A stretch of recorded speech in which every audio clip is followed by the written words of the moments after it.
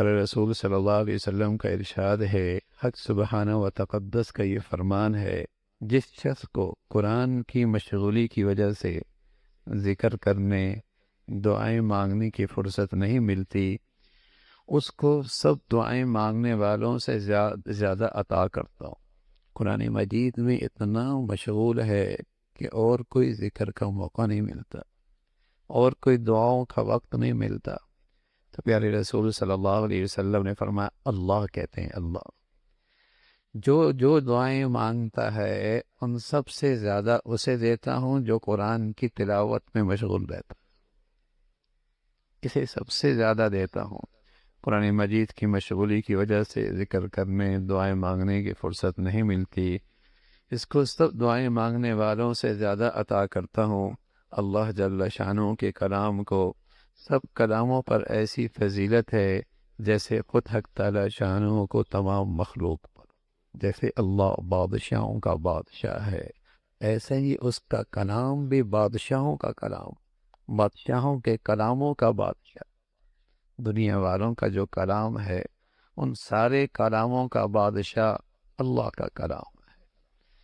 یہ کلام اللہ ہے۔ جس شخص کو قرآن پاک کی یاد کرنے، جاننے، سمجھنے میں، تلاوت کرنے میں اس درجے مشغولی ہے، کسی دوسرے دعا وغیرہ مانگنے کا وقت نہیں ملتا، تو میں دعا مانگنے والوں کے مانگنے سے بھی افضل چیز ان کو عطا کروں گا۔ عقبہ ابن عامر فرماتے ہیں، پیارے رسول صلی اللہ علیہ وسلم تشریف لائے، ہم لوگ صفہ میں بیٹھے تھے۔ صفہ ایک درسگاہ تھی جہاں تعلیم و تعلم کا ماحول ہوتا تھا، لوگ پڑھاتے تھے، پڑھتے تھے۔ یہ پیارے رسول صلی اللہ علیہ وسلم کی مدینہ منورہ کی پہلی درسگاہ ہے جہاں آپ علیہ الصلاۃ والسلام پڑھاتے، معلم اعظم تھے، اور صحابہ سبحان اللہ اس امت کے سب سے شاندار صفات والے طالب علم تھے۔ تو یہ آپ کی پہلی درسگاہ، جو آج کے معنی میں پہلا مدرس تھا، پہلی درسگاہ تھی، وہاں آپ تشریف لائے۔ پھر آپ علیہ الصلاۃ والسلام نے فرمایا، تم میں سے کون شخص ہے جو اس کو پسند کرتا ہے کہ سویرے سویرے بازار بطحا یا عقیق میں جاوے اور 2 اونٹنیاں عمدہ سے عمدہ بلا کسی گناہ کے اور قطع رحمی کے پکڑ لاوے؟ صحابہ نے عرض کیا، یا رسول اللہ، اس کو تو ہم میں سے ہر شخص پسند کرے گا۔ 2 بازاروں کا نام لیا، اور جہاں اونٹنیاں ہوتی تھیں اور بڑیا اونٹنیاں، تو پیارے رسول صلی اللہ علیہ وسلم کوئی وہاں سے 2 اونٹنیاں لے آئے، قیمتی، شاندار، بڑھیا، بغیر کسی گناہ اور زیادتی اور ناانصافی کے وہ 2 اونٹنیاں اسے مل جائیں، کیسا لگے گا؟ تو صحابہ رضوان اللہ علیہم اجمعین نے عرض کیا، یا رسول اللہ، اس کو تو ہم میں سے ہر شخص پسند کرے گا، بڑی قیمتی چیز ہاتھ آئی ہے۔ پیارے رسول صلی اللہ علیہ وسلم نے فرمایا کہ مسجد میں جا کر 2 آیتوں کا پڑھنا، مسجد میں جا کر 2 آیتوں کا پڑھنا، پڑھا دینا، 2 اونٹنیوں اور 3 آیات کا 3 اونٹنیوں، تو اسی طرح 4 کا 4 سے افضل ہے، اس کے برابر اونٹنیوں سے افضل ہے۔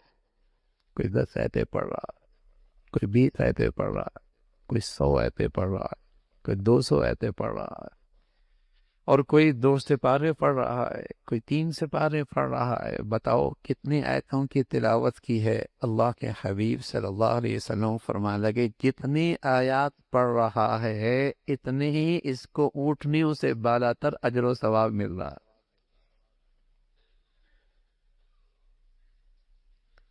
میرے عزیزو، زندگی بہت تھوڑی سی ہے، بہت تھوڑی سی، اور اتنی تھوڑی ہے کہ اللہ کریم کہہ رہا ہے، کأنہم یرونہا لم یلبثوا الا عشیۃ او ضحاہا۔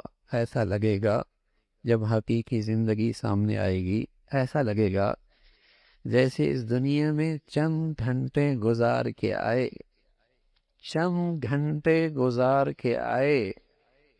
کأنہم یرونہا لم یلبثوا الا عشیۃ او، چند گھنٹے گزار کے آئے۔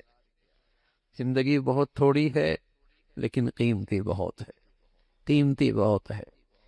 کون اس کے زندگی کی لمحات کو تول تول کے استعمال کرتا ہے اور اس کو کمائی کا ذریعہ بناتا ہے اور کھربوں سال کی زندگی سنوارتا ہے، وہ بڑا دور اندیش ہے۔ بہت تھوڑی سی زندگی ہے، بہت معمولی زندگی ہے، اور میرے اور آپ کے دائیں بائیں کتنے ہیں بھائی؟ چلے گئے نا، چلے گئے۔ میں ایسا تھا، میں ویسا تھا میاں، کل پتہ چلے گا تم کیسے تھے۔ حضرت عمر فرمایا کرتے تھے رضی اللہ تعالیٰ عنہ، لوگ کہتے ہیں فلاں چلا گیا، فلاں چلا گیا، فلاں چلے گا، ایک دن دنیا کہے گی عمر بھی چلے گئے۔ ہم بھی کہتے ہیں فلاں چلا گیا، فلاں چلا گیا، فلاں چلا گیا، کل دنیا ہمارے بارے میں بھی کہے گی یہ بھی چلا گیا، اور ایک وقت آئے گا کہ زبان پہ اس کے تذکرے بھی مٹ جائیں گے۔ یہ تو حقیقت ہے اس دنیا کی۔ تو لیکن یہ اللہ نے دی کیوں ہے؟ یہ دی کیوں ہے؟ اس کھربوں سال کی زندگی کو سنوارنے کے لیے۔